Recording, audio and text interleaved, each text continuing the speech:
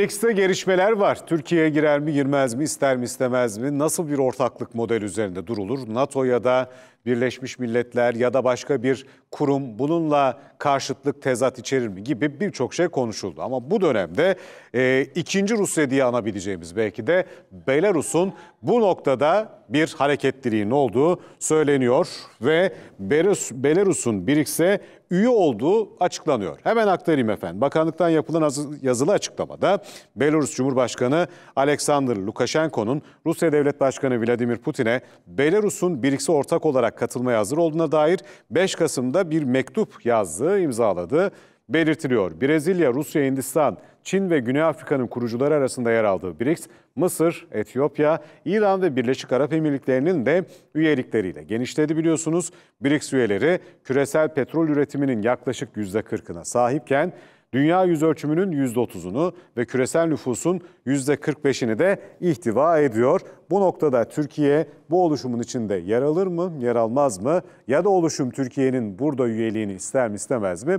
Konuşuluyor. Daha önce başvuru yapıldığı bilgisi vardı, yalanlandı. Bakalım bundan sonrasında BRICS Türkiye için yeni bir ticari platform, bir işbirliğine dönüşür mü, dönüşmez mi? Onu da göreceğiz. İstenildiğinde başka mekanizmalar olduğunda da hızlıca kabulün gerçekleşebildiğini de bize bu adım göstermiş oluyor.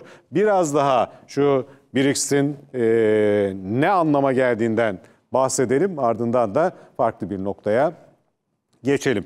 Az değil, dünya nüfusunun %45'i temsil ediliyor bu oluşumda. Zaten kırmızılıklar kendini gösteriyor. Çin'i ve Hindistan'ı zaten aldığımızda hani çok daha fazlasını bile konuşsak yanıltıcı olmayabilir. Dünyanın en kalabalık, birbirini bir o geçiyor bir o geçiyor. Hep Çin'de ama Hindistan biliyorsunuz hızlı koşu geldi. Onun da nüfusu yine milyarlar. Bu anlamda %45, dünyanın yarısı neredeyse. Yüz ölçümü olarak bakıldığında Rusya'yı zaten tek başına saymak yeterli. Rusya nüfus olarak az ama yüz ölçümü olarak neredeyse dünyanın 1/3 zaten. Çin'in de karası küçük değil. Onları da yan yana getirdiğimizde Hindistan'la yine kendisini gösteriyor ve Güney Amerika'ya baktığımızda da Brezilya'da o yüz ölçümü anlamında önemli.